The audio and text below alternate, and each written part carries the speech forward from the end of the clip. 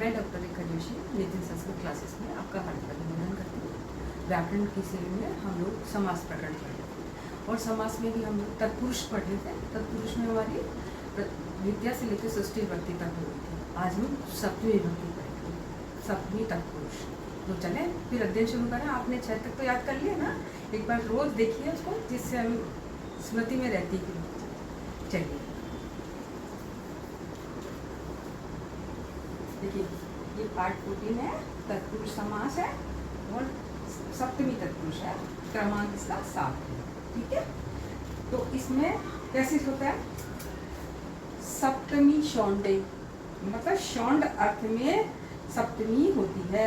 कैसे? सप्तमंत का शौंड आदि सुबंत के साथ समास होता है। शौंडई में बहुवचन है, इसका मतलब ये शौंडादि गण है, उनमें उस गण के अंदर धूर्त, प्रवीण, चतुर, पंडित, निपुण, चपल, इन सब का ग्रहण होता है। ठीक है, अब कैसे? यथा अक्ष शौंड है, अक्ष सौंडे, पासे के लिए में चतुर, तो इसका कैसे करेंगे?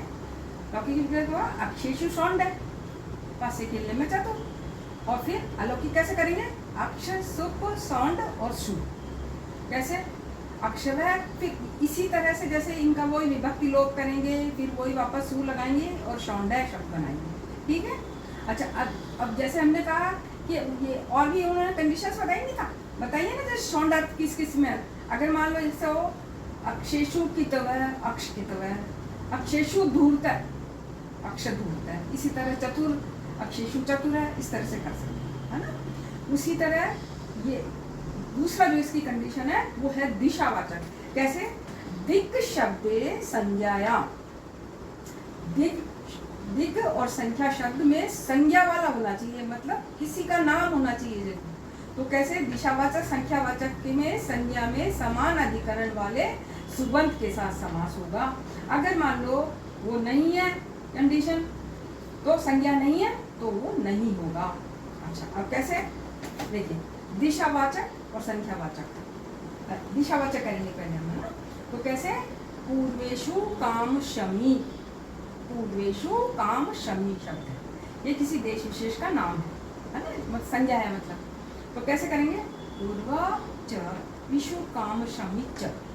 ठीक है, फिर पूर्वा और सु, विशु काम शमी और सु, फिर इन दोनों का लोप, फिर पूर्वा बचा और इधर बचा ईशु, तो इन दोनों की हम ए बनाएंगे आत्मा से, आत्मा से ए हो गया।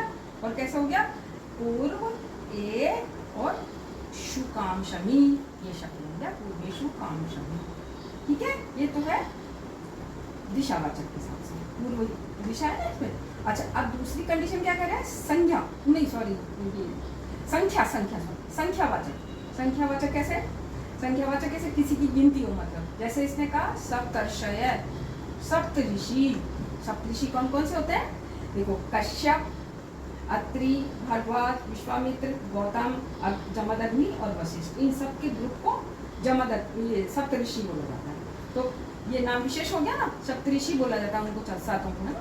तो कैसे? सप्त च ते ऋषय, ये हो गया अलौकिक, है ना। और वो सप्तेषु विषय इसी तरह से करेंगे तो वो हो जाएगा अलौकिक, सॉरी वो लौकिक, ये अलौकिक। फिर कैसे करेंगे? सप्तन, जस, ऋषि और जस, इस तरह से करेंगे। फिर अन्न की वो होता है ना, उसमें नस्तदित से करके इसका लोप कर दिया जाता है। कोई एक महर्षि पाणिनि का एक नियम है, उसके हिसाब से इस नए का लोप हो जाता है। फिर बचेगा सप्त जश और ऋषि जश, फिर इन दोनों का लोप, फिर क्या बचा? सप्त और ऋषि, सप्त और ऋषि, फिर ए में ही दोनों मिलके क्या बने? अर्ध बन गया, अर्ध। तो फिर कैसे हो गया? सप्त तो पूरा हो गया और ये रेफ चला गया ऊपर, सप्त ऋषि शब्द, इस तरह से। ठीक है, उसमें गुण हुआ, आएगा, इस तरह से करें। तो ये ऋषि 7 की संख्या है और इसमें संज्ञा शब्द है, क्योंकि सप्त ऋषि किसी की 7 ऋषियों की संज्ञा है, इसलिए इसमें हो गया।